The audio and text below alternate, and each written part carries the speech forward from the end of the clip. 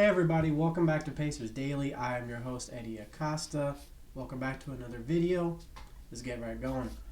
First things first, Tyrese Haliburton posted on social media the 3 words, "I miss basketball." Probably has a lot of fans in their field because, one thing it could mean is, we all miss basketball. We want the NBA to come back. Got a few months to wait.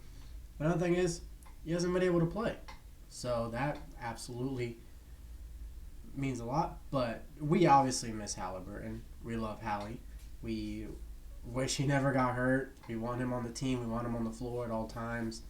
But, it's just the sad obstacles that sometimes athletes have to go through, But there's no doubt that he's going to be back better than ever.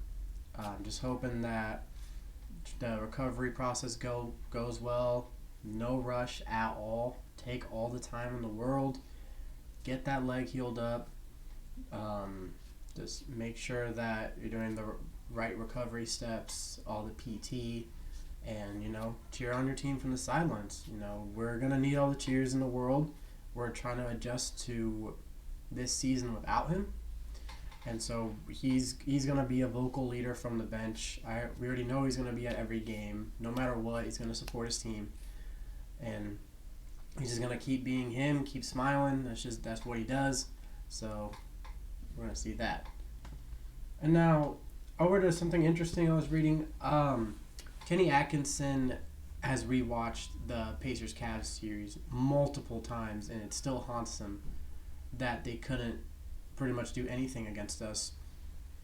The number 1 seed in the East won 17 straight, started 15-0, but they couldn't. They won 1 game against Indiana, and it was a game that we were kind of flat. We were kind of flat. But that was kind of when that weird game 3 curse was going on. We lost 3 straight game 3s, but we had won every game 1. We did win every game 1, which I thought was interesting. And up until the finals, we won every game 2. We won every game 4 up until the finals, and we had won those first 2 game 5s. But there was a lot in that Cavs series that Atkinson probably looked at to see, this is one of the reasons that we didn't win. Here's why the Pacers bested us. We all have to go to Game 2 and Game 4, which I think Game 2 and Game 4 were the turning points of this series. Game 2 was when the epic comeback happened. Down by 7 pretty late in the game. The bad turnover by Strus, the bad offensive foul by Mitchell, the putback dunk by Nesmith, and obviously, last but not least, missed free throw, rebound, step back, game winner. I was one of the ones I screamed so loud when that happened. By the way, that's just a random fact, but I bet a lot of Indiana people did. But game 2, just not winning, just not keeping that lead, keeping that advantage. Going into our home court, 0-2 for the Cavs was not helpful for them.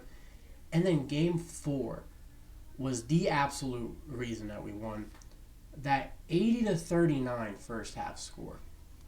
Cavaliers had 8 field goals made in the first half. Most of their points came from free throws. Now, we were outscored in free throws like crazy over the 4 series that we played. Every other team was getting to the free throw line constantly. But in that game, we had some crazy magnet ball. Because even the last shot that was shot in the first half, the Aaron Nesmith buzzer-beating mid-range, just everything seemed to be going right for the Pacers. And it just, we went to Cleveland that game 5, and Cleveland just looked defeated. They just didn't feel like they could have a chance. When we went to New York for game 5, New York put the belt on us. New York absolutely demolished us in Madison Square Garden. Came right back to Indy. We showed them who we were. But, yeah, I don't blame Atkinson for rewatching this series and having nightmares because the Cavs did not play up to par. And I kind of wanted to keep the J Huff one short and sweet. there's been reports that he will be starting game one. Now, I don't know how fully accurate that actually is because Isaiah Jackson's timetable would put him back in the lineup in the first week or two of the season. Now, if he has to sit out a little bit longer, no rush. If you have a torn Achilles, make sure that is 100% clear. That's to Jackson, that's to Wiseman, that's to Haliburton. Heck, that's for Lillard, that's for Tatum, that's for DeJounte Murray. If you have a torn Achilles, make sure you are 100% fine. Just because there have been some times where a player comes back too quick and their career just demolishes. So all those players just make sure, just take the time. I know they're not watching this, but just take the time to recover. And in this case, I wouldn't mind J Huff starting. It would be interesting to see.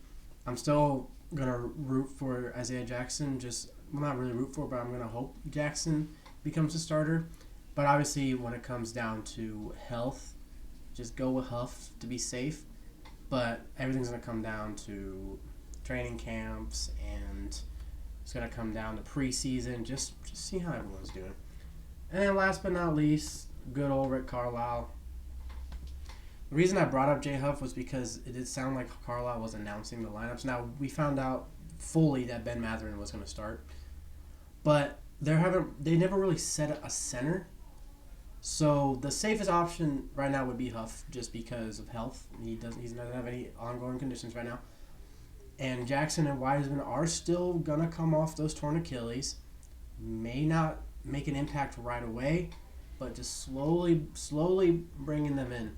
Now, at some point, Jackson will be the starter. I fully believe Jackson will be the starter, and I believe that Wiseman's gonna get minutes, just because I still think he's got potential. Outside of him being injured, he does legitimately have potential. He just does not have good legs. He's always hurt. Obviously missed that second season when the Warriors won that championship. But I liked what I saw in his first 6 minutes. I genuinely was so excited, and I said, Wiseman's about to have a great season, and then his Achilles just snaps in the first game.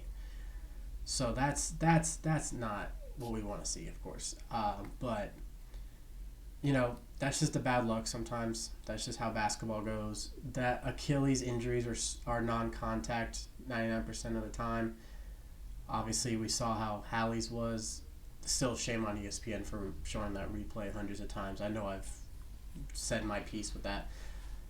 But it's one of those unlucky injuries, But I'm just glad that Wiseman's going to be back. I'm glad that Jackson's going to be back. And I'm hoping for a good recovery for Haliburton as well. But, Carlisle's always in the news talking. He likes to talking about how basketball has changed over the last few years, how it's a lot different.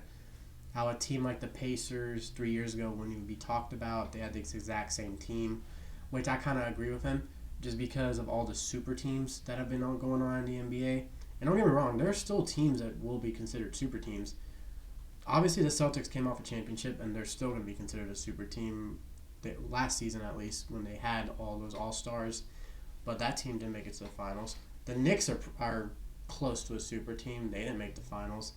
The Cavaliers had 3 All-Stars, 4 total. Jared Allen was an All-Star not too long ago, and could be a consistent All-Star in the future still. And there's just a lot of different teams. Now, the Rockets could potentially be called that. I'm not 100% sure with that. As time progresses, the Thunder built that team, which is very interesting. But, that's just that. But as always, I'm your host, Hery Acosta. This is Pacers Daily. Boom, baby. Go, sir.